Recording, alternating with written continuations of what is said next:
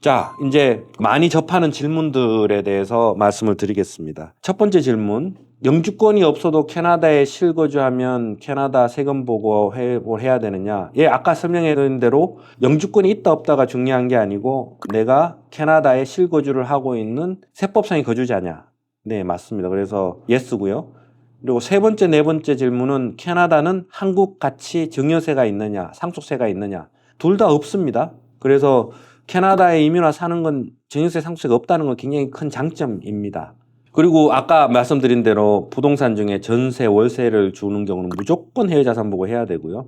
그리고 직계가족이 거주용으로 사용하고 내가 남겨놓은 거는 그 퍼스널 유즈 프로퍼티이기 때문에 해외자산 보고 대상이 아니고요. 양도세율은 한국이 훨씬 높습니다. 왜냐하면 캐나다는 50% 면세 규정이 있어서 G7 어느 나라보다도 양도세율은 낮다고 봐야 됩니다. 그래서 양도세율은 한국이 훨씬 높고요. 그리고 뭐 주식 거래 아까 말씀드린 대로 한국은 비과세지만 우리는 과세되고 해외자산 보고도 해야 됩니다.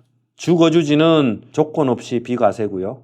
내가 사는 한 채에 대한 부분, Principal Residence Exemption이라 부릅니다. 그리고 한국에 있는 부모님한테 내가 송금을 해준다. 이 질문은 제가 많이 받는데 가족 간의 증여죠, 기프트. 내가 이제 송금해서 부모님한테 용돈 주고 이런 것들은 뭐 소득도 아니고 해외자산 보고 대상도 아닙니다. 반대로 부모님이 나한테 송금해 줬다. 이것도 부모님이 보내준 게 맞다면 소득도 아니고 해외보고 대상도 아닙니다. 단 보내는 사람이 부모님이어야 됩니다. 보내는 사람이 제3자 이름이 나오고 그런 경우는 이게 부모가 보내줬다고 해서 설명하기 쉽지 않기 때문에 그거 조심해야 됩니다.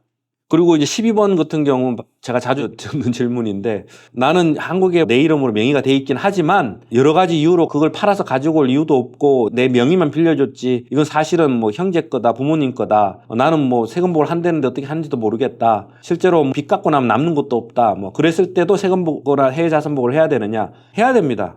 그 이유는 이제 뒤로 제가 금융정보교환 설명해 드리고 그때 좀 더 클리어하게 말씀드리겠지만 그렇다 하더라도 하는 게 원칙입니다. 그리고 부모님한테 한국에서 상속 증여를 받은 부동산이 있다. 그거는 상속과 증여를 받은 시점부터 해외자산 보고를 왜냐하면 해외자산이 없다가 생겼으니까 해야 되고요. 그리고 자녀가 이제 캐나다에 집을 사는데 내가 돈을 보태주고 싶다. 그래서 내 계좌에서 자녀 계좌로 10만 불을 보냈다. 한국식으로 본다면 증여세 대상이지만 캐나다 아닙니다. 그래서 보고할 필요도 없고 어떤 세금의 대상도 아닙니다. 그리고 한국에서 받는 국민연금, 사학연금, 공무원연금, 군인연금은 캐나다 보고 대상이냐?